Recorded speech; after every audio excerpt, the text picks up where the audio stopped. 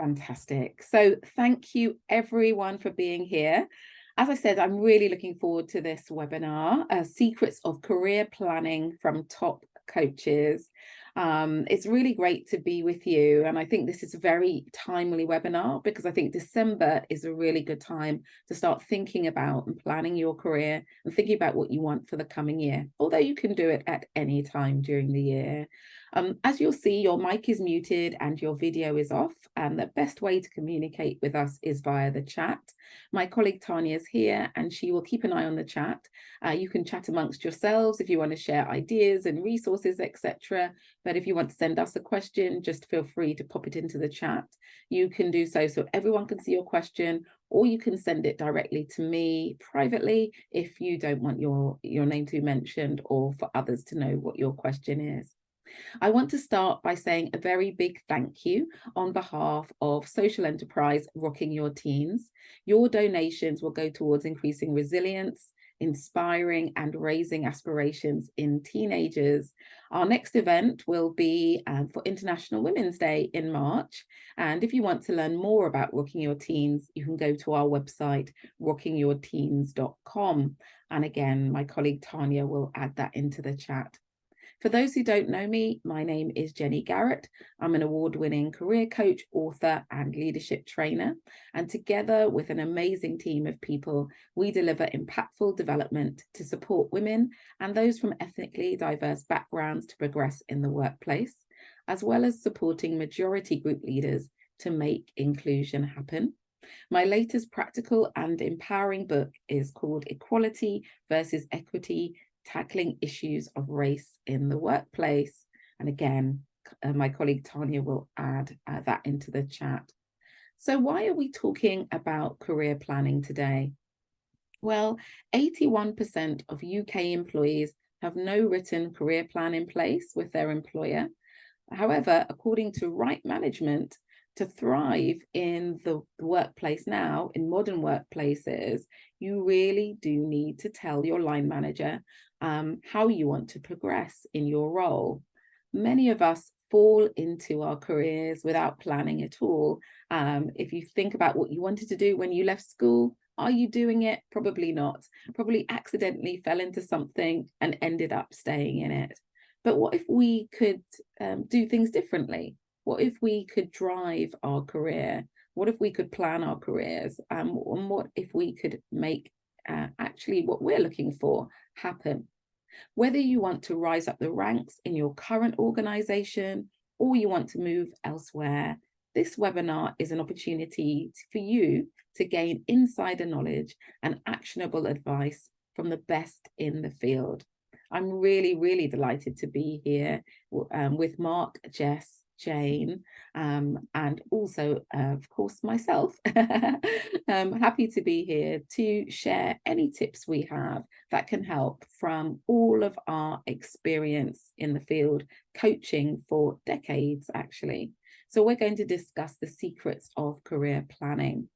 You can find out more about Jess, Mark, and Jayne in the Diverse Executive Coach Directory, a directory that aims to connect corporate organizations with coaches of the highest caliber. But also you can, if you're lucky, access them as an individual as well. They really are coaches that I would go to myself for advice and guidance.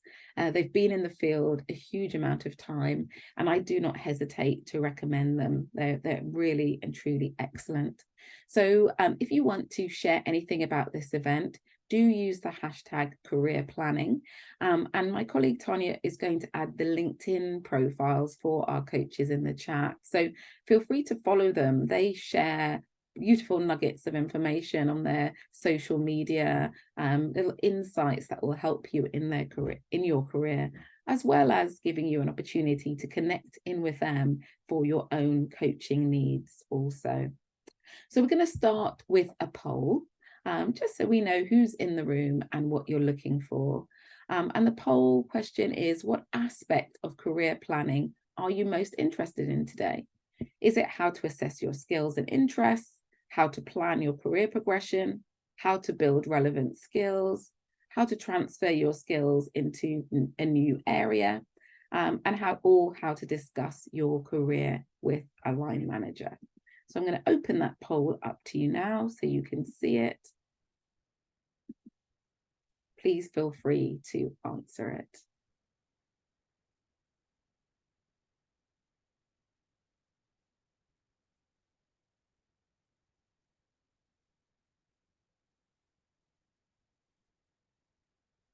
About half of us have completed it so far.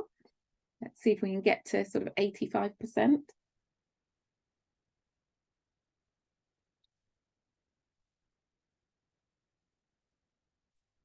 Lovely, we're at 88%, so that's a good time to stop.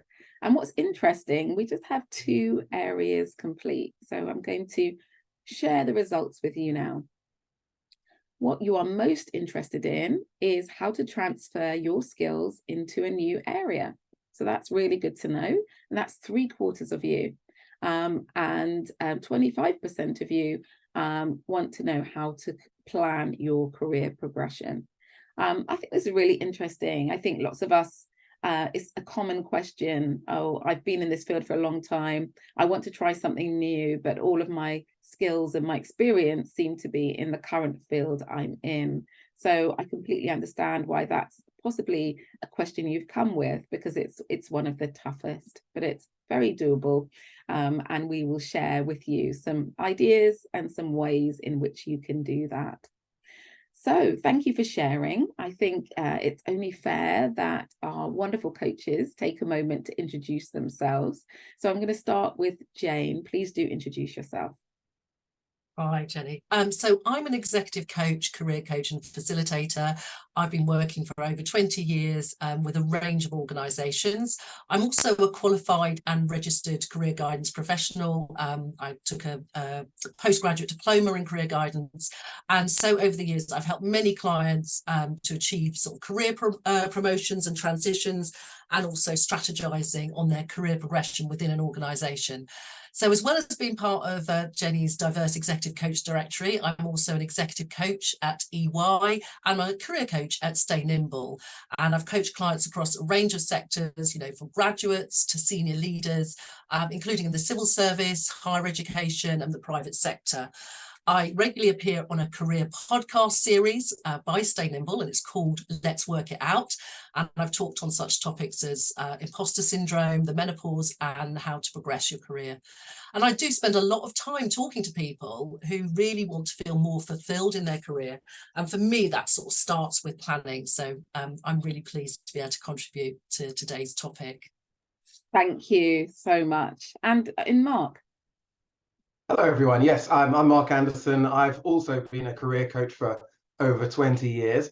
So I spend a lot of time working with individuals who tend to be professional adults who are in a job, but they want to do something different, but they don't know what to do or where to start. So I do lots of one-to-one career coaching with adults. I also do some career development work with some other coaches working with large organizations who want to help their staff to develop their own careers. So we run lots of webinars for large organizations. I do some consulting work for the BBC. So on the BBC Careers Education website, I do some consulting work to make sure that the information careers related is going out correctly, particularly aiming towards young people. And I also have appeared on some of the Life Hacks podcasts on Radio 1 as well. And also, when I'm not working with adults, I do work with young people. I go into schools and colleges as the young people are starting their career journeys. So I've got quite a variety in the work that I do, working with young people and also adults. Wonderful, thank you. And Jess. Hi, thanks, Jenny. So I'm an executive coach and a leadership trainer, and I've been doing this work for about 15 years. And I work mainly with leaders and executives in corporate settings, so in financial services and in law, but also with leaders in the public sector as well. So I've worked with the NHS and worked with universities as well. And with all my work, really, I help the individuals and also groups of individuals to define their strengths and transferable skills, and to really find ways to use their strengths to lead. Because what I find is that that really helps to cultivate confidence. It helps people to be able to use their voice and really show up in a way that makes them really impactful in their work. And I myself have worked in corporate settings, and I've also worked in the public sector as well. So I use my own personal experience to really inform the work that I do. Oh, wow. Can you see why I brought these amazing groups of coaches together? Aren't they fantastic? And they've got so much to offer us. So I won't take up too much more time. Just to say, what I'm going to do now is I'm going to ask a few questions of you. But as I ask a few questions of our coaches, please feel free to add your questions in the chat, because we will come to those before the end of the session today. So my first question is, why do you need a career plan? And actually, what should that plan look like? I'm going to start with you, Jayne. What do you think? Well, I guess first and foremost, having a career plan puts you in the driving seat. You know, you're more likely to get the career that you want and find something fulfilling if you take sort of full ownership and control of the direction, you know, your career's heading.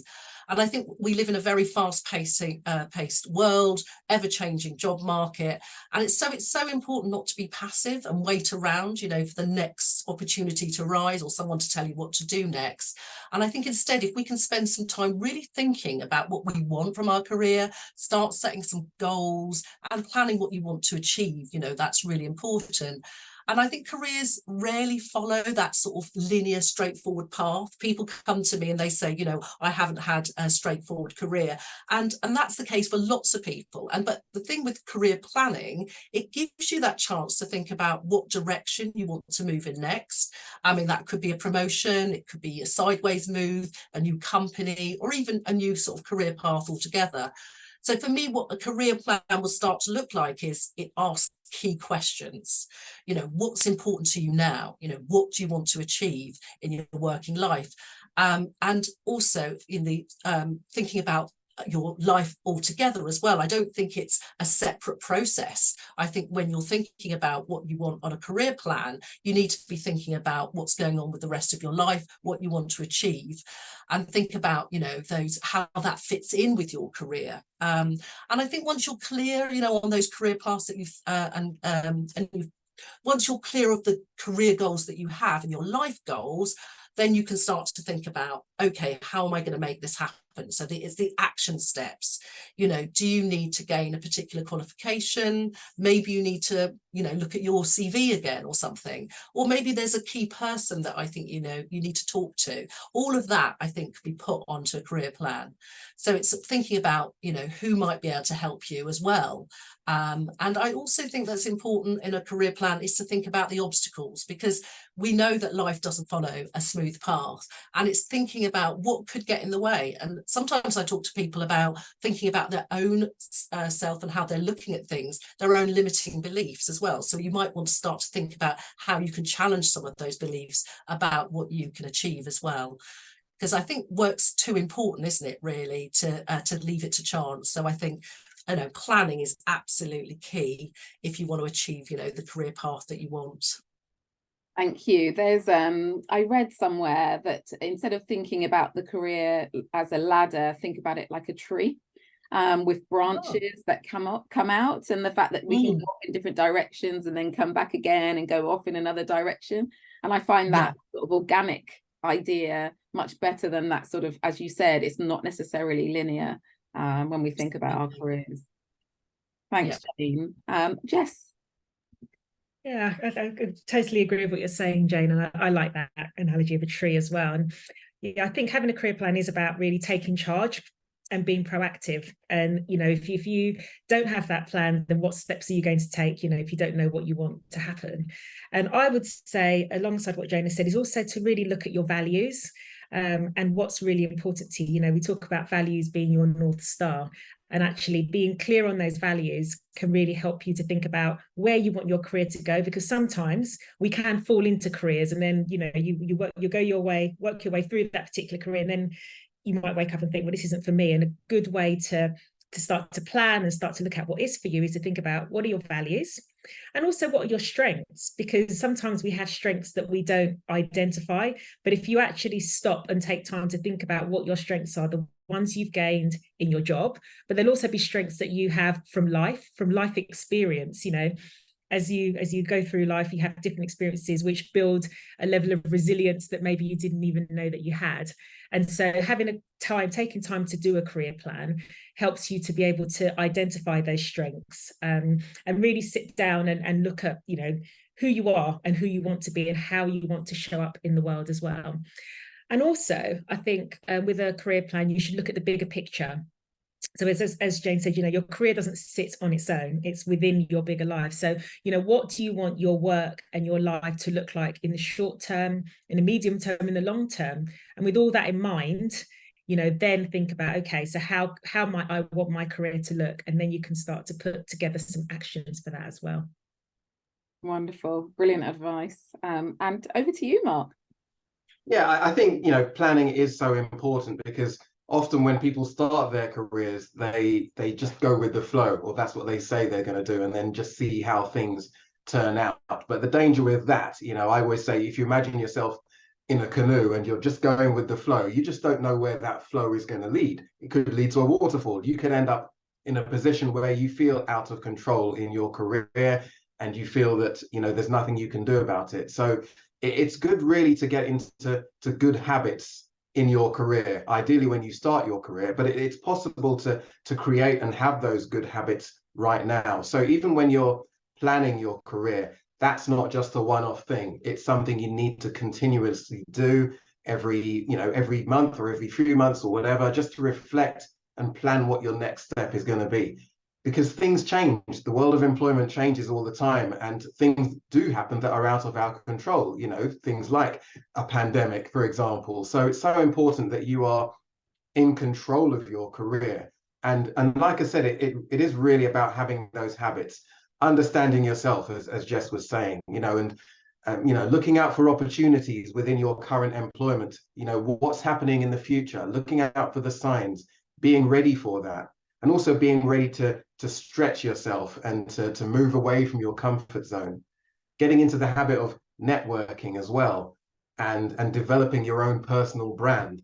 So all of these habits are really important if you're going to plan and be in control of your career, rather than feeling that someone else is, for example, your boss is the one who's controlling your career, because you can take ownership of your own career.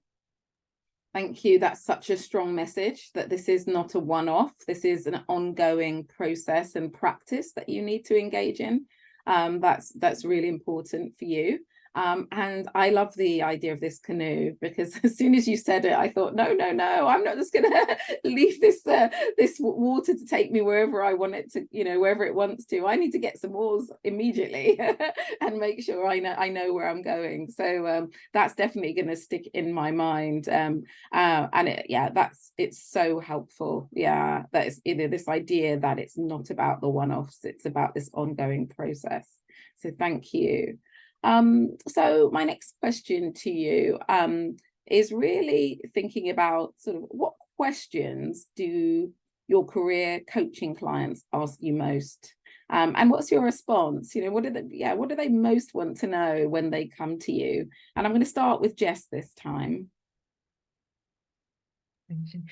Something that comes up quite a lot is people saying, I keep being told I need to network, and I hate networking. I don't like putting myself out there. I don't like talking about myself. And, it's become a bit of a buzzword, I think, definitely in the corporate settings I'm working in, where, everyone's saying, who's in your network? Who's on your board of advisors? That's that kind of question.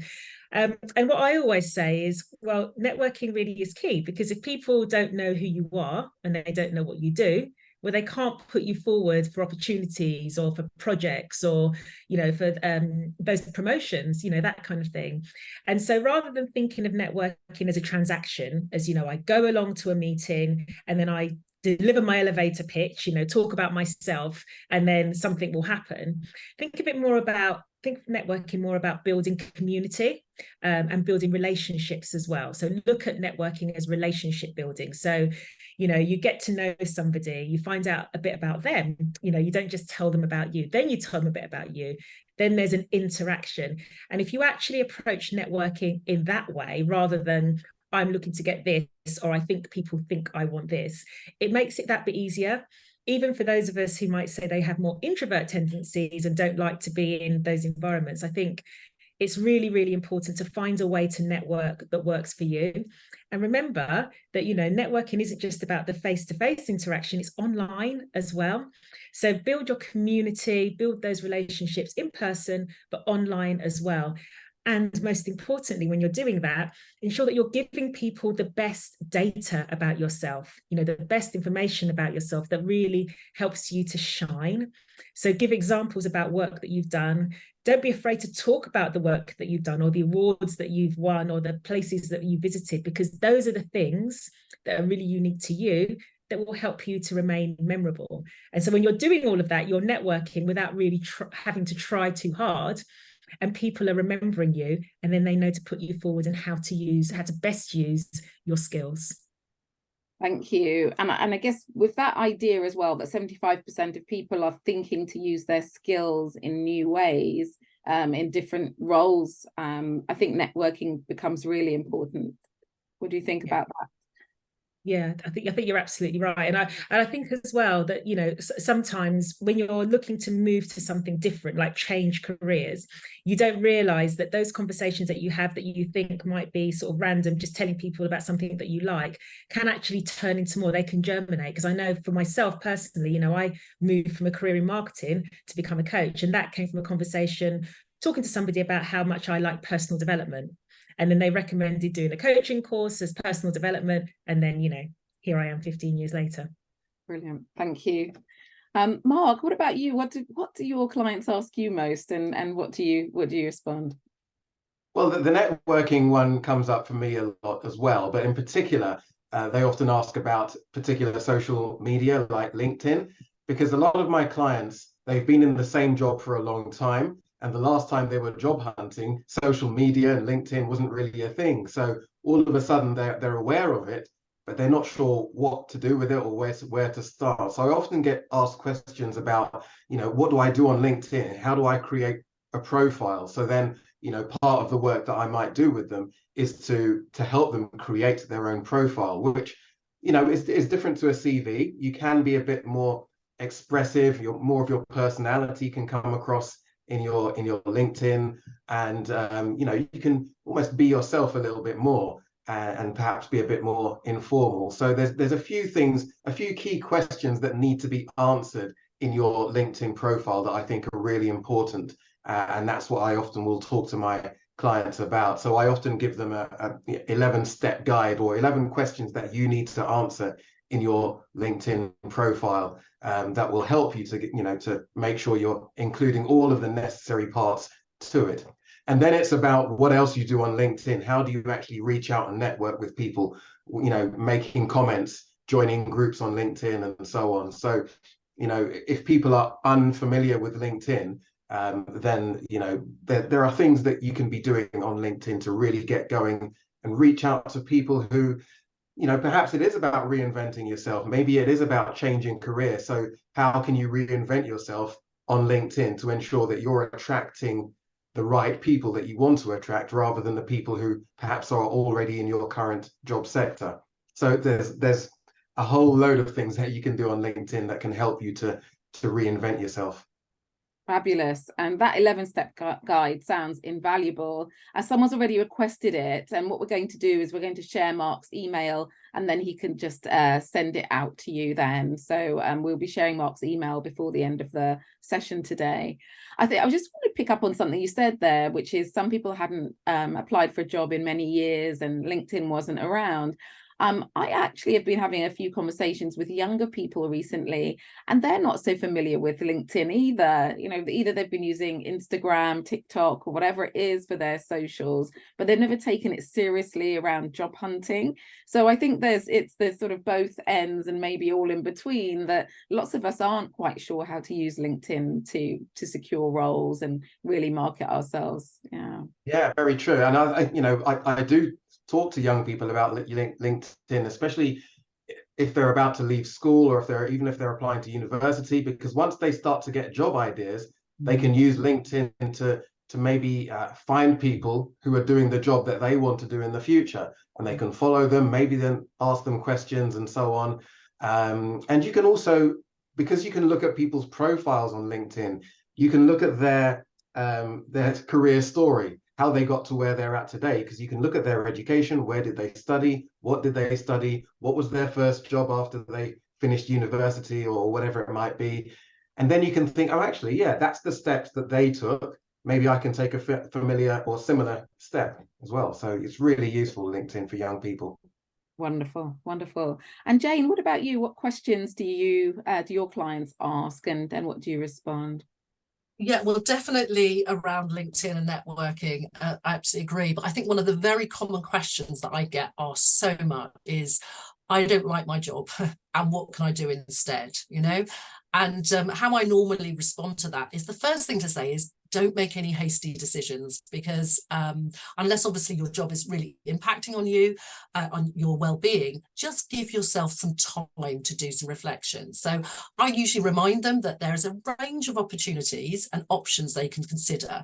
And I think sometimes we can get so caught up thinking we must do something completely different that we could, you know, when we're struggling with our current job. And actually there are different options. It might be that they could look at the same role but in a completely different company or sector, or, you know, serving a different client group, or they can look at maybe a different role within the company, rather than thinking they have to make a complete change. Because I do remind people that obviously that's something that they can do, but that will take time, and it's being able to invest that time to reflect on what they want to do if they want to do something completely different. So in a coaching session, I might get people to review their current job, you know, particularly look at why is it not working for them, what's missing. I think that's really important. But also just to pick out what they are still enjoying, you know, who do they enjoy working with, what aspects do they does give them any fulfillment at all, or maybe looking back and doing career history. I think then it's really important to work with people on the really important things around their strengths, what their strengths are, what's important to them, what their skills are, the kind of environments they want to work in, the kind of people they want to work with. So all of that self-reflection. And then what I tend to do with that is work with them and, well, what is the, you know, let's start to create a wish list for what you want for your next role. And I think it's important to think about what are your absolute non-negotiables, you know, what are the things that you absolutely want to have in your next career or role, what are the essential parts of it. I'm finding at the moment a lot of people are talking about hybrid versus remote, and some people will say it's absolutely important for them that they have a hybrid role, because even though they enjoy the flexibility, say, of working from home, they still want to go into the office and meet with a team as well. So that often comes up as a non-negotiable. And I think it's, you know, it's unlikely that you'll get everything on your non-negotiable list, but, you know, some things might have to move into the nice to have. I mean, I recently worked with a sales manager, actually, who worked at a Premier football club. And, you know, obviously it sounds great and he had fantastic benefits, but he wasn't enjoying his job.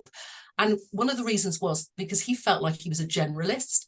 And even though he developed some really good sales skills, he wasn't enjoying the product he was selling. So what we did was we reviewed his career to date. We looked at his strengths. We looked at what was motivating him now, because he realized that money actually wasn't a primary focus, even though it had been in the past. I mean, he still wanted to be paid well, but what was far more important to him was, as he said, it's part of his non-negotiables, was he wanted to feel he was making a positive impact. And actually that really comes up a lot for people when they feel that they are not doing something that is meaning and purposeful. That's often where they want to move on to a different kind of role. And he also wanted to develop as an expert. So in our conversation, we talked about lots of things about his interests, and what came out of it was that he was really interested in the environment and sustainability. And so I encouraged him to explore that area. And I said, first of all, what about some short courses? Because that's a really good way to just start to interact with a subject matter that you're interested in, just to see whether there's a good fit. And it really inspired him. He did some short courses. We also talked about building networks.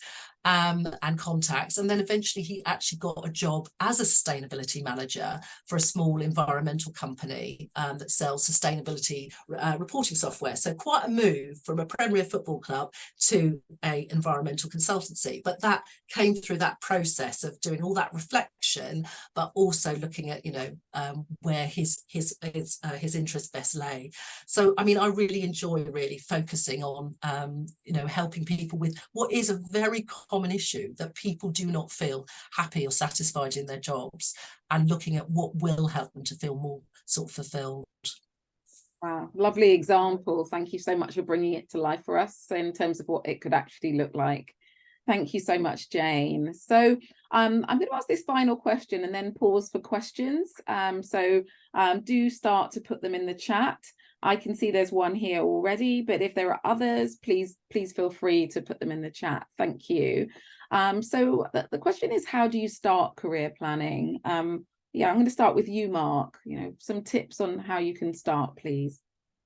Well, I think this has already been touched on, really. We were talking about values earlier on, and quite often I would encourage my clients to identify what their core values are when it comes to work, because often if they're in an unhappy job, it's because the job isn't in line with what's really important to them. So understanding your values is really important. So this is what I'll often do at the start of a career coaching program. And I might ask a simple question like, imagine if you had to stay in your current job for the next 5 years, but you could redesign what your job description is, anything you want. What would you do? And the answer to the question will often reveal what's important to them.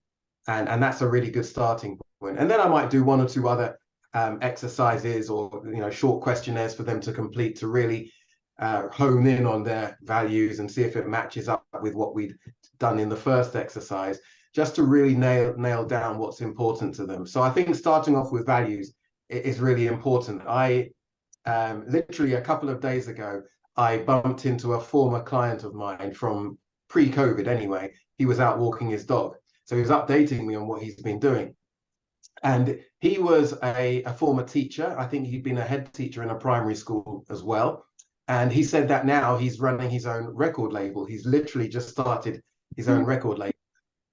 Over the sessions, he talked about his passion for music, and he'd done lots of DJing in the past, but he couldn't really see how that could turn into an actual career. And I knew his passion was music, and I went back to look over my notes of when I worked with him, and I looked at what his values were, and they were creativity, autonomy, and purpose. And he was getting a sense of purpose in the teaching role, but he wasn't getting the autonomy. He didn't feel he could be expressing his creativity. So that, that's just an example of how important values can be. And if you can match your values to something that you're passionate about, then you're possibly on the way to finding a more fulfilling career path.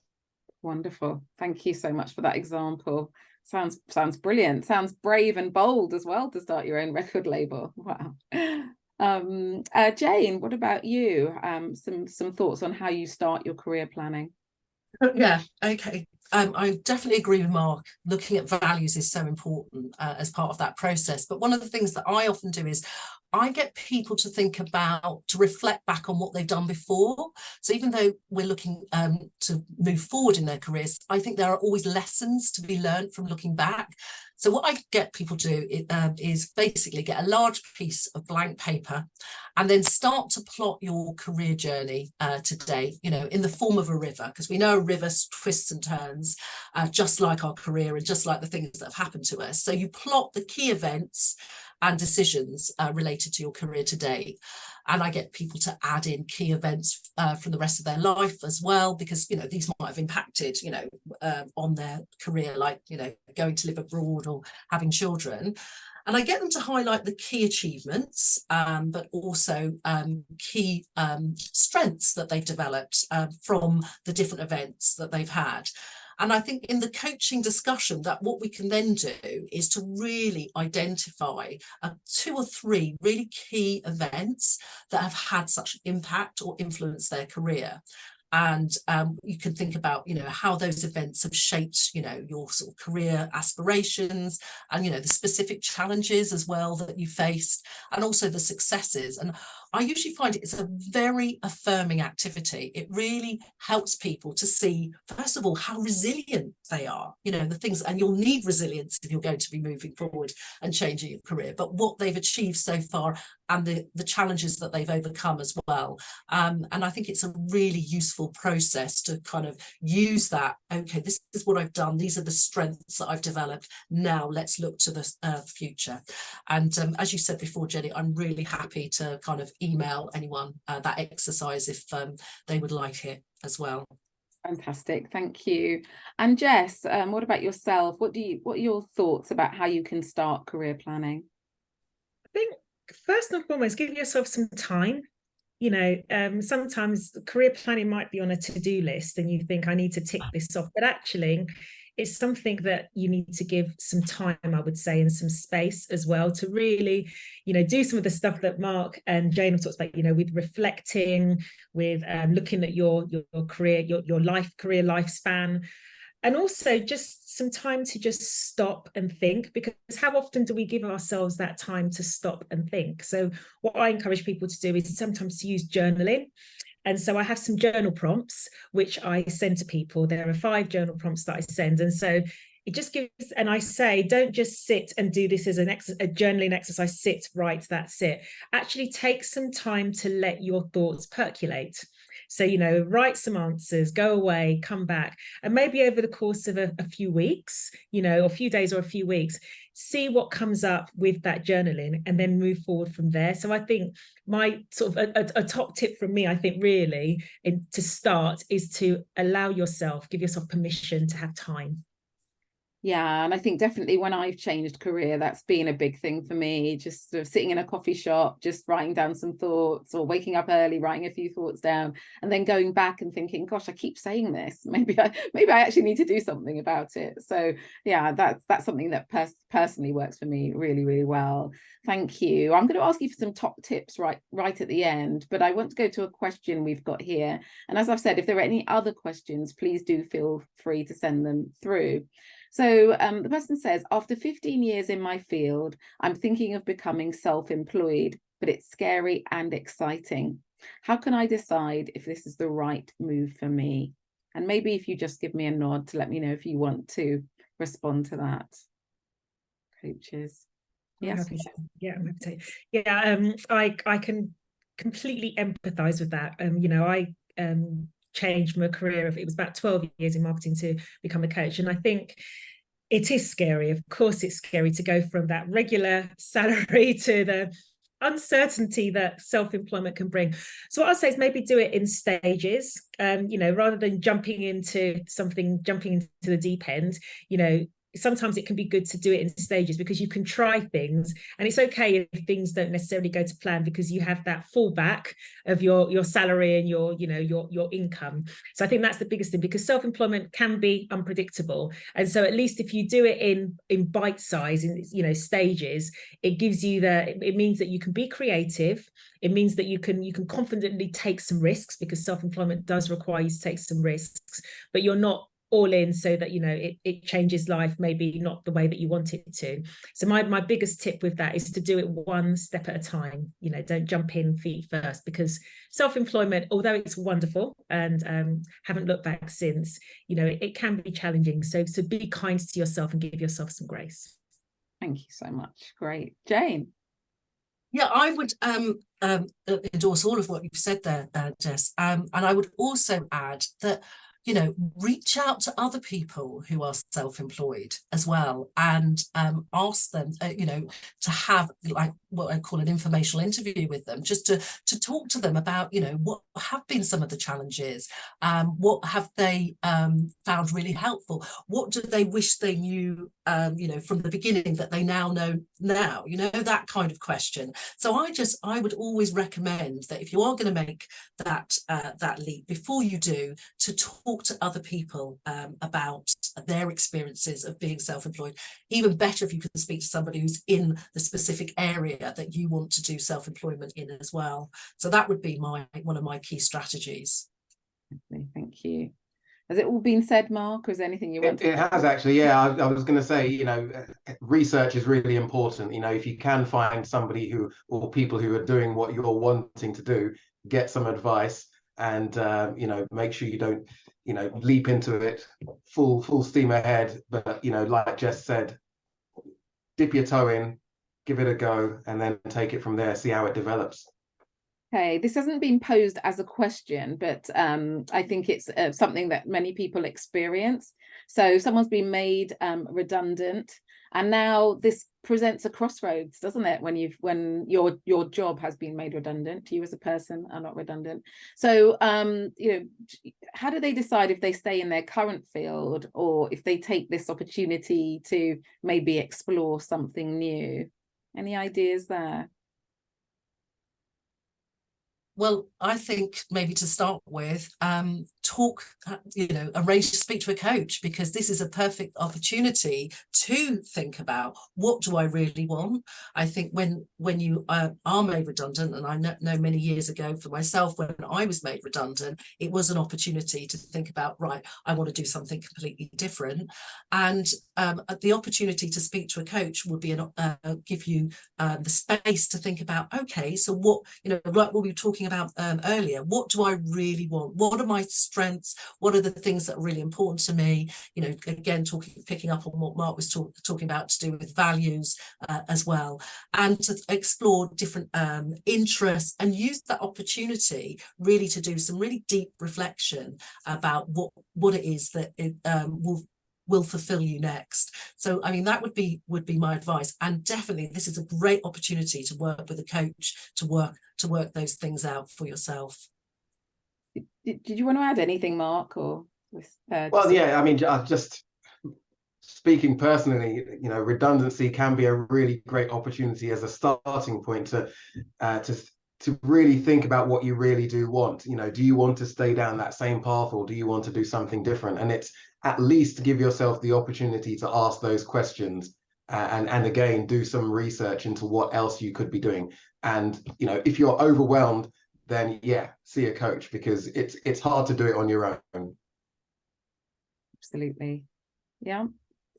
So there's also, just so you know, they call it outplacement support, in case you're not familiar with that term. And many organizations who, if they are letting some roles go, will provide outplacement support. So they might give you a little budget to get a coach, or to get some support, to get some CV writing, or to get some help with your LinkedIn profile. So that budget could be used with a coach. So worth asking the question of your organization, is there any outplacement support for me as a result of my role being made redundant?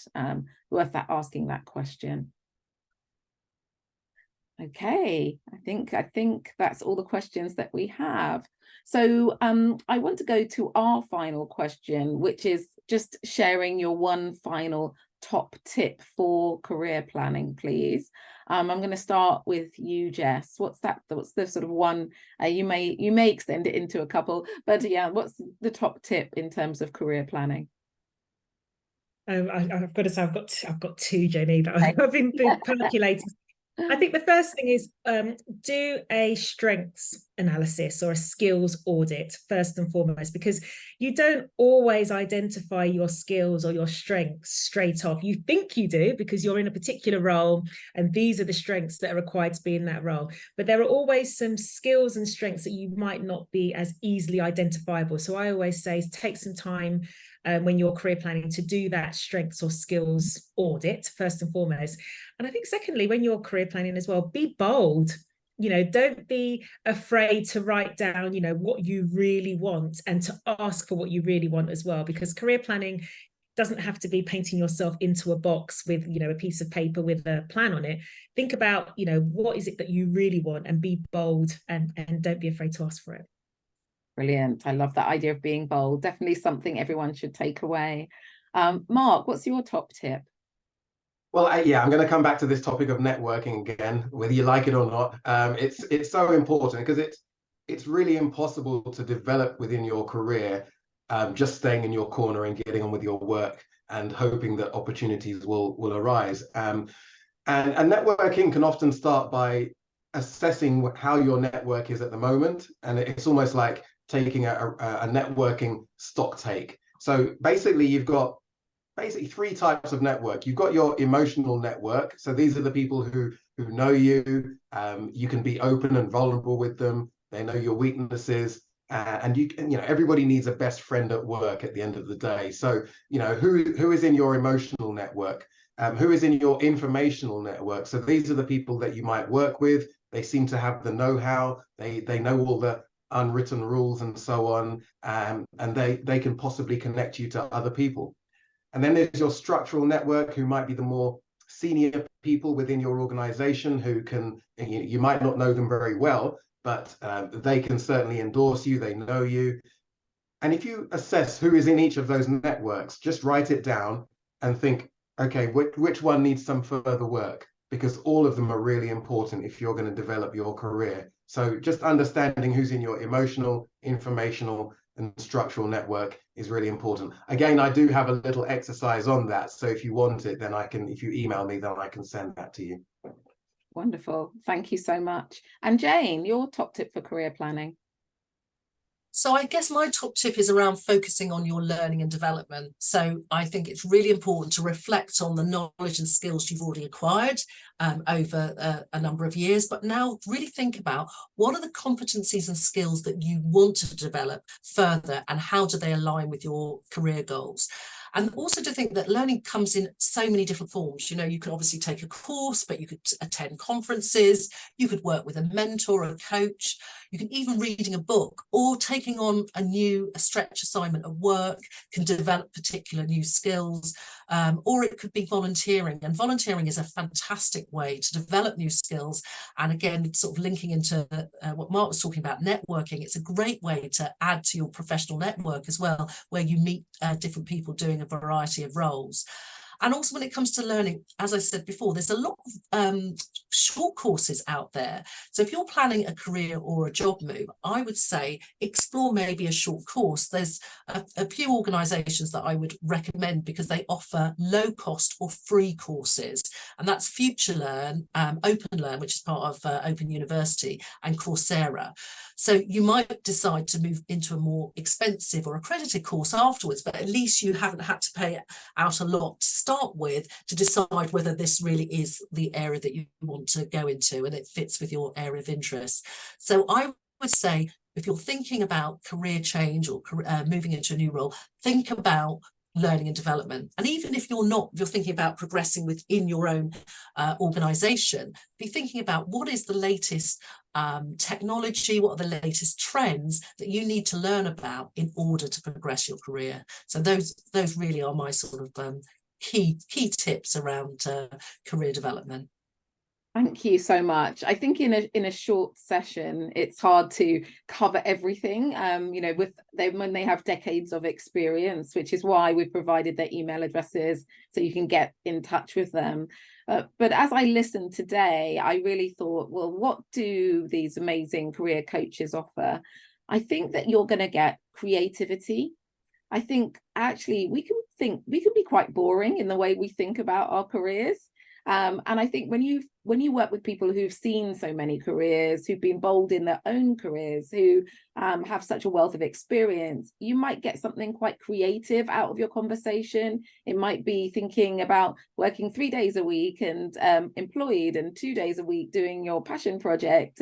It might be, actually, have you thought, you know, maybe you haven't thought about this, because actually there's a whole new way to consider it. So for example, people say to me that people who are able to code are often people who are great at languages, full stop.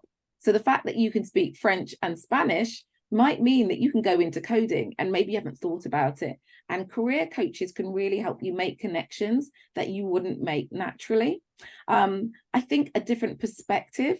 I think when our roles been made redundant, for example, or we've had some knocks in the career path, or we've just been pleasing our parents all our life and became a pharmacist even though we never wanted to, someone just shining a light on it and saying, actually, there's a whole new way to look at this, that can come from career coaching as well.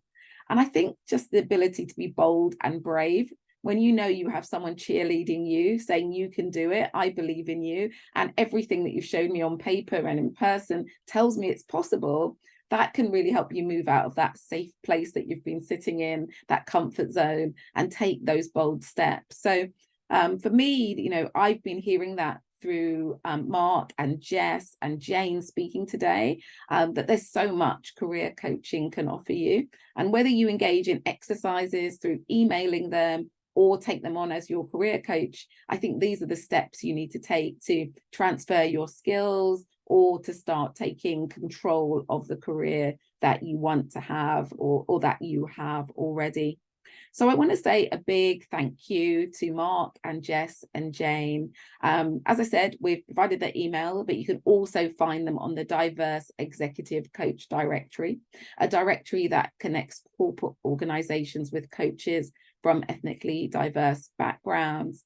And what you might also be thinking is, yes, I want them for me, but actually maybe I want to connect them in with my organization as well, so that others can benefit. To find out more just generally about the work I do, you can go to jennygarrett.global. And I mentioned my book, Equality versus Equity, Tackling Issues of Race in the Workplace, at the beginning of our session as well. And our next event will be in January. We are going to be running events monthly, every month from January. What would be great is if you subscribe to our Eventbrite channel, because then you'll also be aware of it. But the event in January is about engaging generational differences to create harmonious workplaces. We know that we definitely have an aging population.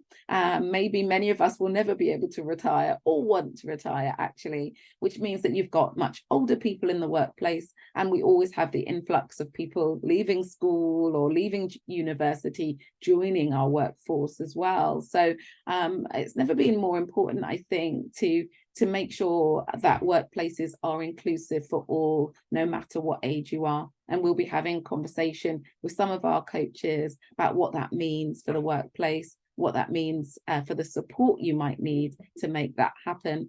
And lastly, we always like to get feedback on our webinars. The themes that come through often come through you, things that you want to discuss and you want to hear about. So do give us some feedback on how this webinar was for you, how useful it was, what we could do better, and also the topics that you would like to hear us discuss in the future. So thank you so much for your time, your attention today. I really do hope it was useful, and we look forward to seeing you in the new year. Thank you very much. Bye-bye, everyone. Bye.